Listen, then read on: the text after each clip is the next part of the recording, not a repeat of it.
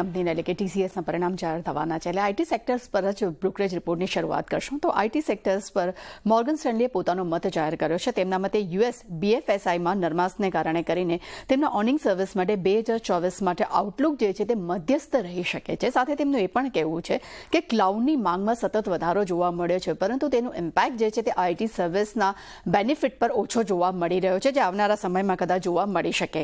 ત્યારબાદ ઇન્ડસ્ટ્રીયલ્સ પર મેકવારીનો મત જાણીશું. અહીંયા તેમને BL માટે અને ક્યુમન્સ તે તેમના ટોપિક્સ પર જોવા મળી રહ્યા છે. ખાસ કરીને BL માટે તેમને બાય રેટિંગ આપ્યા છે. લક્ષ્યાંક તેમને ₹280 પ્રતિ શેર કર્યા છે.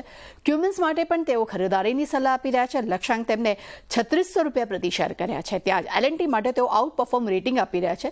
અહીંયા લક્ષ્યાંક તેમને ₹4400 પ્રતિ શેર કર્યા છે. કાર્બોરેન્ડમ માટે પણ તેઓ આઉટ પરફોર્મ રેટિંગ આપી રહ્યા છે. લક્ષ્યાંક તેમને ₹1500 પ્રતિ શેર કર્યા છે. ABB ઇન્ડિયા માટે તેઓ ન્યુટ્રલ રેટિંગ આપ્યા છે. લક્ષ્યાંક તેમને ₹6550 પ્રતિ શેર કર્યા છે. ત્યાં સિમેન્સ માટે એ પણ તેમને પોતાના લક્ષ્યાંક તેમને વધાર્યા છે. લક્ષ્યાંક તેમને ₹5575 પ્રતિ શેર કર્યા છે. ત્યાં જ BL માટે તેઓ અંડર પરફોર્મ રેટિંગ આપી રહ્યા છે અને આ લક્ષ્યાંક તેમને ₹200 પ્રતિ શેર કર્યા છે અને થર્મેક્સ માટે પણ તેમને પોતાના રેટિંગ વધાર્યા છે.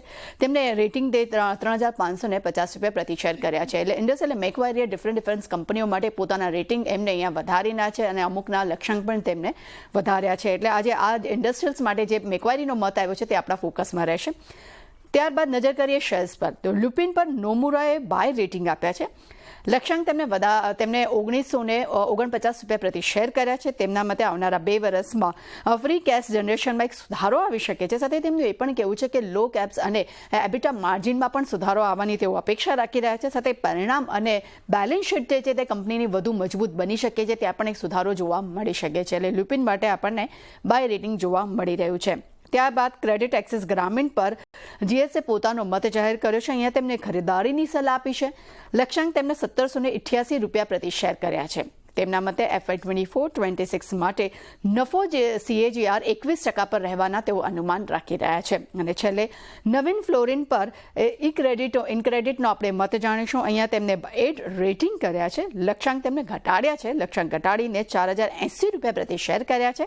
તેમના મતે કંપનીએ FY24માં EPS વાર્ષિક ધોરણે 31%નો ઘટાડો આવી શકે છે.